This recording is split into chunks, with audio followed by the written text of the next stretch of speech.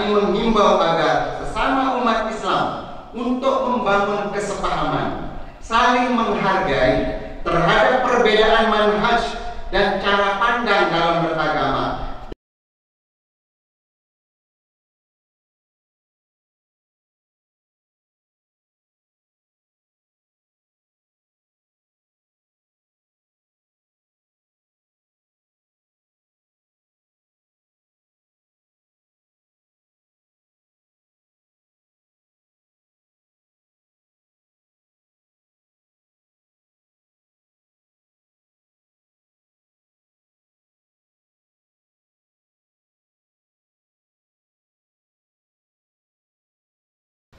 Amma ba'du fa ya ibadallah, usikum wa iyaya bittaqwallah, faqad fazal muttaqun.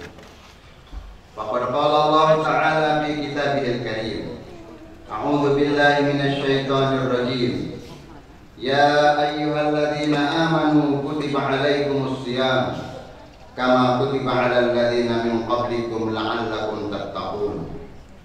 Wa qala aidan, Ya ayyuhalladzina amanu taqullaha wa qulu qawlan sadida yuslih lakum a'malakum wa yaghfir lakum dhunubakum wa may yuti'illaha wa rasulahu faqad faza fawzan 'azima. Allahu akbar, Allahu akbar, la ilaha illallah wallahu akbar, Allahu akbar walillahil hamd. Hadirin jamaah salat Id rahimakumullah. Alhamdulillah pada pagi hari yang cerah ini, dengan penuh rahmat dan karunia Allah, kita dapat berkumpul untuk menunaikan sholat Idul Fitri di lapangan kampus Universitas Muhammadiyah Mataram. Kehadiran kita di sini adalah sebagai bagian dari rangkaian ibadah puasa kita, dan semata-mata karena menunaikan perintah Allah.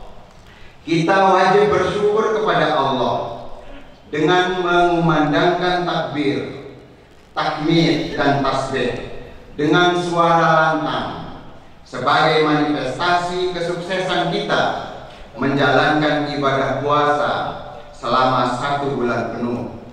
Selama 1 bulan penuh kita telah berikhtiar secara maksimal untuk menyucikan jiwa dengan mendekatkan diri kita kepada Allah Subhanahu wa Ta'ala melalui amalan-amalan Ramadan. Demikian juga kita dengan sekuat tenaga menahan diri dari semua godaan yang menyebabkan kualitas ibadah kita menjadi berkurang. Itu semuanya semata-mata kita niatkan agar ibadah puasa kita dapat efektif sesuai dengan tujuannya, yaitu untuk mendapatkan predikat muttaqin. Dengan demikian, kita telah menjadi alumni Madrasah Ramadan, atau kita sudah menjadi alumni kuliah Ramadan. Allahu akbar, Allahu akbar, la ilaha illallah wallahu akbar, Allahu akbar walillahil hamd. Hadirin jamaah salat Id rahimakumullah.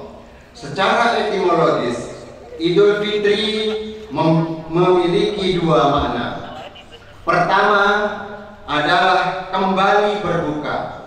Jika selama bulan Ramadan kemarin kita menahan diri dari nafsu fisik, makan, minum dan hubungan seksual di siang hari, maka pada hari ini kita telah dibolehkan untuk berbuka. Bahkan haram hukumnya bila kita masih menunaikan ibadah puasa pada hari ini bagi yang berkeyakinan bahwa hari ini adalah tanggal 1 Syawal. Maka dalam konteks ini, sebagai manusia biasa yang membutuhkan makan, minum dan hubungan seksual, Idul Fitri merupakan kegembiraan tersendiri bagi orang-orang yang berpuasa. Karena hal-hal tersebut kini telah boleh kita lakukan. Tentu bagi mereka yang tidak berpuasa tidak akan merasakan kenikmatan yang terkandung di dalamnya. Makna kedua dari Idul Fitri adalah kembali kepada kesucian yang menjadi watak dasar manusia. Kembali suci ini merupakan kenikmatan tertinggi yang bersifat religius yang dicita-citakan oleh orang yang berpuasa. Dalam konteks inilah, Idul Fitri merupakan momentum yang teramat penting bagi kita semuanya untuk menemukan kembali jati diri kita yang suci, bagaikan bayi yang baru lahir, terbebas dari segala dosa yang pernah kita lakukan. Dua kebahagiaan ini disebut oleh hadis yang diriwayatkan oleh Bukhari dan Muslim. Lis-shaimi farhatani, farhatun 'inda iftarihi wa farhatun 'inda liqa'i rabbih. Bagi orang yang berpuasa akan mendapatkan dua kegembiraan. Kegembiraan ketika berbuka puasa dan kegembiraan ketika kita akan bertemu dengan Allah kelak. Allahu Akbar, Allahu Akbar, la ilaha illallah wallahu akbar, Allahu Akbar walillahil hamd. Sebagai seorang yang memahami tujuan berpuasa, tentu kita ingin meraih dua kebahagiaan itu sekaligus. Meskipun demikian, kebahagiaan bertemu dengan Tuhan tidak mudah untuk kita dapatkan. Tidak semua orang dapat meraihnya. Butuh kerja-kerja ekstra, butuh keseriusan kita di dalam berpuasa. Karena itu, hadis Nabi yang diriwayatkan oleh Ibnu Majah dan An-Nasa'i menyebutkan rubba shaimin laisa lahu min siyamihi illa al-ju' wal 'atas wa rubba qaimin laisa lahu min qiyamihi illa as-sahar. Betapa banyak orang yang berpuasa tidak mendapatkan apa-apa kecuali lapar dan dahaga, dan betapa banyak orang yang bangun malam tetapi dia tidak mendapatkan apa-apa kecuali dia hanya bisa berjaga atau begadang. Oleh sebab itu, untuk mendapatkan perjumpaan dengan Allah, agama mengajarkan agar puasa dikerjakan dengan penuh keimanan dan penuh ihtisaban. Ihtisaban berarti puasa dilakukan dengan perhitungan apa yang diperintah, apa yang diajarkan, dan apa yang dilarang. Apabila kita lakukan sesuai dengan ketentuan agama, maka kita disebut sebagai orang yang kembali kepada fitrah kesucian dan disebut sebagai orang sukses. Sehingga wajar dan logis kita mendapatkan minal a'idin wal faizin, ucapan yang sering kita dengar ketika setelah kita menunaikan ibadah Idul Fitri. Minal a'idin wal faizin artinya adalah semoga kembali menjadi orang yang suci, wal faizin, dan menjadi orang yang menang, karena menang di dalam menahan hawa nafsu. Tentu menjawab ucapan ini tidak mudah. Mari kita lihat diri kita masing-masing. Pantaskah kita menerima ucapan itu? Apakah kita telah melaksanakan puasa sesuai dengan tujuan pengucapannya? Mari kita introspeksi diri kita masing-masing. Allahu Akbar, Allahu Akbar, la ilaha illallah wallahu akbar, Allahu Akbar walillahil hamd. Ungkapan kembali kepada kesucian mengindikasikan bahwa manusia kadang pernah atau sering meninggalkan kesuciannya karena lupa atau karena nafsu buruk yang ada di dalam diri kita, atau biasa disebut dengan an-nafsul lawwamah. Dengan puasa sebulan penuh inilah Allah menjadikan sebagai instrumen untuk kembali kepada kesucian itu. Dengan kembali kepada kesucian, manusia menemukan hakikat penciptaannya. Dengan kesuciannya itu pula manusia dapat bertemu dengan Tuhannya.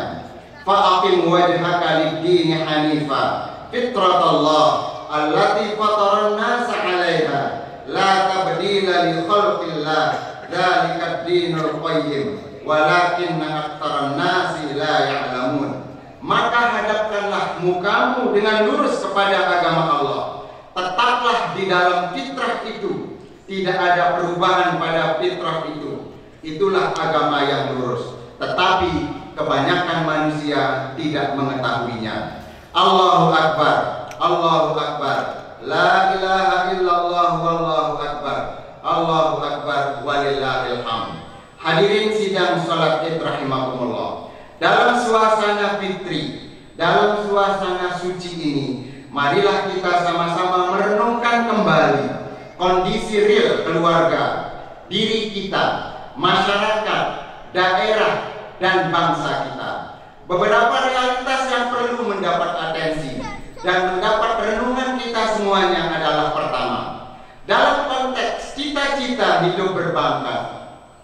Dalam konteks cita-cita kita hidup berbangsa, setelah 77 tahun kita merdeka, kenyataan yang kita saksikan masih jauh dari harapan. Krisis moral, kejujuran, dan integritas masih menjadi problem kita semuanya. Krisis ini hampir telah merata dalam sendi-sendi kehidupan kita dan tentu menjauhkan manusia dari kondisi fitrah kesuciannya.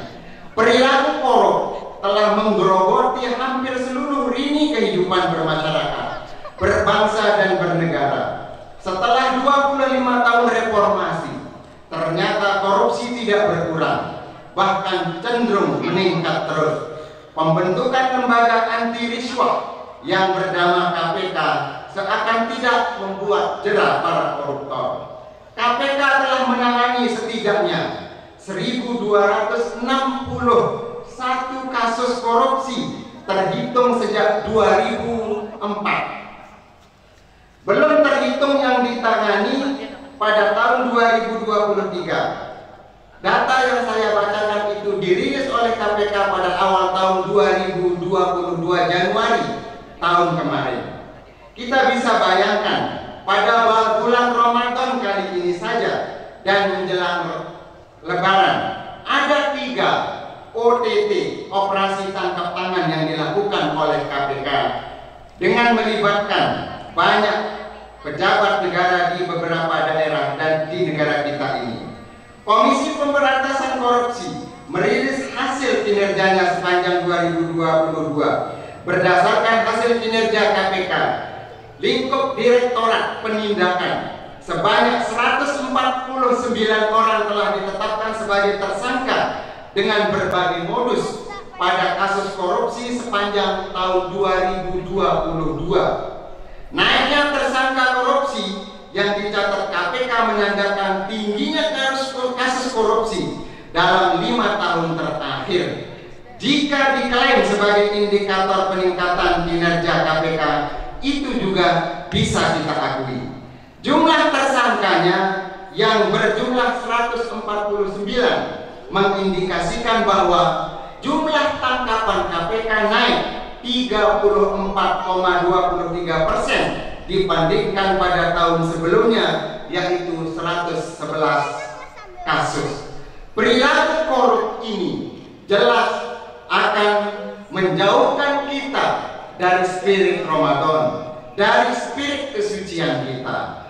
Melalui kesempatan yang berbahagia ini, saya mengajak kita semuanya untuk menjaga integritas kita, kejujuran kita, mulai dari diri kita, mulai dari keluarga kita, mulai dari institusi kita, dan seterusnya sampai pada level yang paling tinggi. Allahu Akbar, Allahu Akbar, la ilaha illallah wallahu akbar, Allahu Akbar walillahil hamd.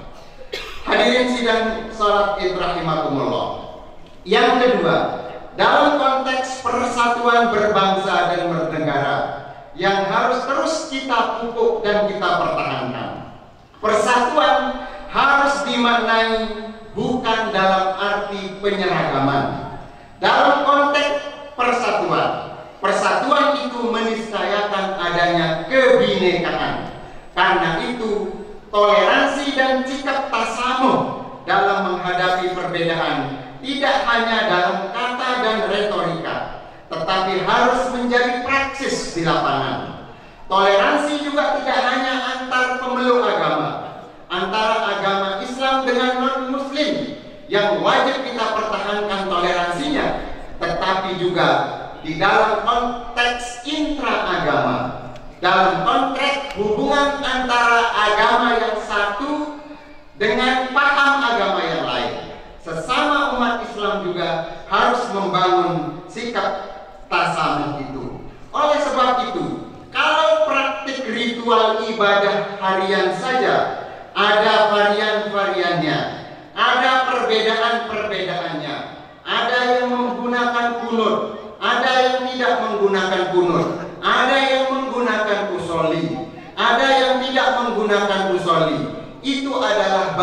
dari varian-varian perbedaan-perbedaan dalam ibadah intraagama, apalagi ibadah tahunan seperti Idul Fitri, yang semuanya itu tidak mungkin kita elakkan adanya perbedaan-perbedaan itu. Karena itu kita tidak perlu risih dengan perbedaan-perbedaan dalam masalah ijtihadiyah furu'iyah, seperti dalam penentuan awal bulan Qamariyah pada hari ini. Melalui kesempatan yang berbahagia ini, kami menghimbau agar sesama umat Islam untuk membangun kesepahaman, saling menghargai terhadap perbedaan manhaj dan cara pandang dalam beragama, dan tidak boleh ada saling hujat-menghujat, apalagi mendiskreditkan, apalagi saling menyalahkan, yang akan mengeroposkan persatuan umat Islam sendiri. Karena itu Allah mengingatkan kepada kita semuanya, walau sya'allahu laja'alakum ummatan wahidah walakin yudhillu man yasha wa yahdi man yasha wa la tus'alunna amma kuntum ta'malun. Dan kalau Allah menghendaki, niscaya Dia menjadikan kamu satu umat saja, menjadikan kamu memiliki paham yang tunggal. Tetapi Allah menyesatkan siapa yang dikehendakinya dan memberi petunjuk kepada siapa yang dikehendakinya. Sesungguhnya kamu akan ditanya tentang apa yang telah kamu kerjakan. Allahu Akbar, Allahu Akbar, la ilaha illallah, wallahu akbar, Allahu Akbar, walillahil hamd. Masalah ketiga yang perlu menjadi renungan kita adalah masalah yang mengkhawatirkan kita semua pada saat ini adalah maraknya peredaran narkoba dan perilaku amoral. Seks bebas semakin mengancam generasi bangsa kita. Pengguna narkoba dari tahun ke tahun terus meningkat. Data yang dikeluarkan oleh BNN, Badan Narkotika Nasional, pada tahun 2022 menyebutkan bahwa pengguna narkoba di Indonesia telah mencapai 3,6 juta. Sedangkan hasil survei nasional tentang seks bebas, rata-rata sebanyak 63% remaja kita di kota besar mengaku telah melakukan seks bebas tanpa ikatan perkawinan. Terkait dua penyakit masyarakat ini, mari kita sejenak merenungkan kondisi daerah kita di NTB. Walaupun datanya sudah cukup lama, pada tahun 2015 seorang peneliti dari Universitas Muhammadiyah Mataram mengeluarkan hasil penelitiannya dengan judul Mataram Undercover. Dia kemudian menyebutkan bahwa sebanyak 47% remaja kita itu sudah melakukan hubungan seks bebas. Tentu kalau pada tahun 2023 ini angka itu terus akan menanjak. Itu masalah narkoba, dan yang paling mengerikan tadi itu adalah masalah seks bebas. Permasalahan seks bebas, permasalahan narkoba memang bukan menjadi wacana publik. Tidak banyak orang memberikan ceramah, tidak banyak orang mengisi pengajian dengan materi-materi yang itu. Topik pembicaraannya itu lebih menarik kalau misalnya terkait dengan korupsi atau isu-isu aktual. Tetapi marilah kita renungkan sebuah riwayat dari Nabi besar kita Muhammad SAW. Riwayatnya Tobroni, Hakim, dan Baihaqi, tetapi oleh kritikus hadis ini dianggap sah. Nabi mengatakan, "Idza zahara zina wal riba fi qaryatin faqad ahallu bi anfusihim kitab Allah." Apabila zina dan riba telah tampak di satu kampung, maka sungguh mereka menghalalkan diri mereka, ditimpakan azab oleh Allah Subhanahu wa Ta'ala. Dalam konteks narkoba dan seks bebas ini, mungkin yang sering dilupakan oleh kita semuanya adalah fungsi keluarga. Narkoba dan bebas marak di tengah kita karena peran keluarga tidak berfungsi secara maksimal. Dalam keluarga, anak akan memperoleh pendidikan langsung pertama dari orang tua mereka. Jika kita sebagai orang tua memberikan pengetahuan yang memadai tentang narkoba dan seks bebas kepada anak-anak kita, maka itu dapat menjadi bekal ketika mereka berinteraksi secara luas dengan masyarakat. Dengan demikian, pendidikan oleh orang tua, termasuk juga mengawasi, mengontrol anak-anak, itu adalah hukumnya wajib.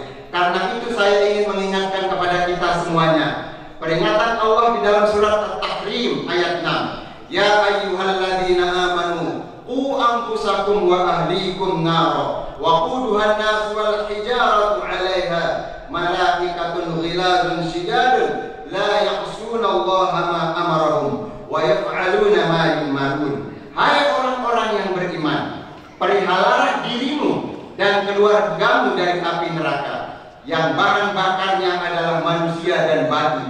Penjaganya adalah malaikat-malaikat yang kasar, keras dan tidak mendurhakai Allah terhadap apa yang diperintahkannya kepada mereka dan selalu mengerjakan apa yang diperintahkannya. Tetapi sebaliknya, jika kita cuek terhadap anak-anak kita, maka kita diibaratkan oleh Allah sebagai rumah tangga seperti laba-laba. Allah berfirman di dalam surat Al-Ankabut ayat 41. Matalul ladzina ittakhadhu min dunillahi awliya kamathalil ankabut ittakhadhat baitan wa inna awhanal buyuti la baitul ankabut law kanu ya'lamun. Temuan ilmiah modern menyebutkan bahwa rumah laba-laba adalah rumah yang paling lemah. Ketika diterpa oleh angin atau hujan, rumahnya akan rusak. Sebabnya karena laba-laba sendiri, bukan karena faktor lain.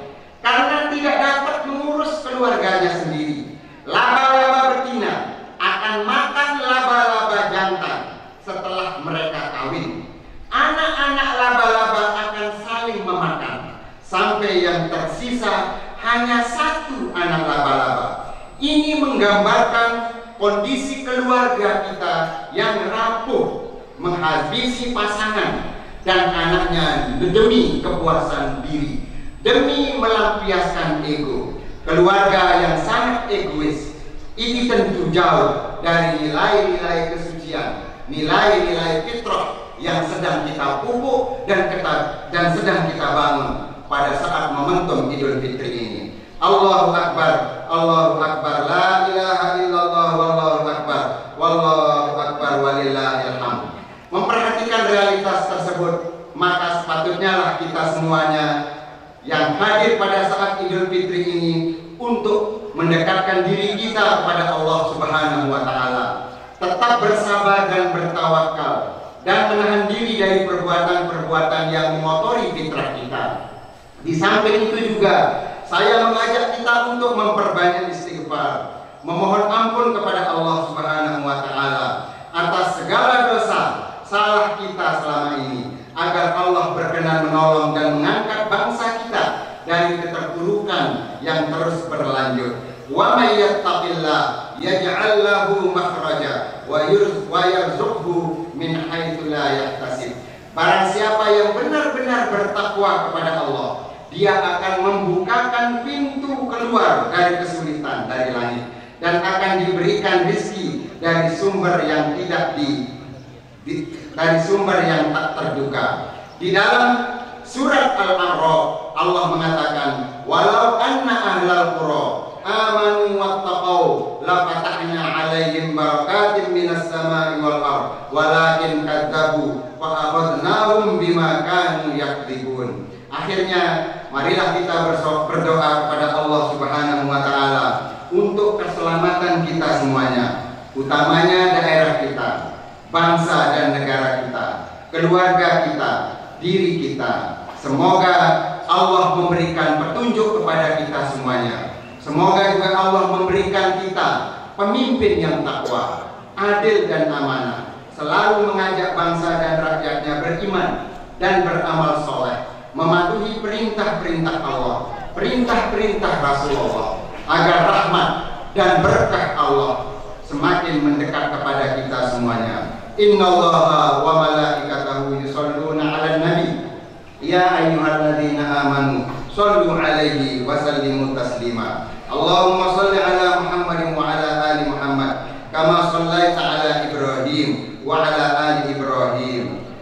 Allahumma ighfir lil mu'minina wal mu'minat wal muslimina wal muslimat al ahya'i minhum wal amwat. Rabbana zalamna anfusana wa illam taghfir lana lanakunanna minal khasirin. Rabbana la tuzigh qulubana ba'da idh hadaitana wa hab lana min ladunka rahmah innaka antal wahhab. Rabbana innaka jami'un nasi liyaumin la raiba fi inna Allaha la yukhliful mi'ad. Rabbana hab lana min azwajina wa dhurriyyatina qurrata a'yun waj'alna lil muttaqina imama. Rabbana atina fid dunya hasanah wa fil akhirati hasanatan wa qina adzabannar. Subhana rabbika rabbil izzati amma yasifun wa salamun alal mursalin walhamdulillahi rabbil alamin. Taqabbalallahu minna wa minkum minal a'idin wal faizin. Wassalamualaikum warahmatullahi wabarakatuh.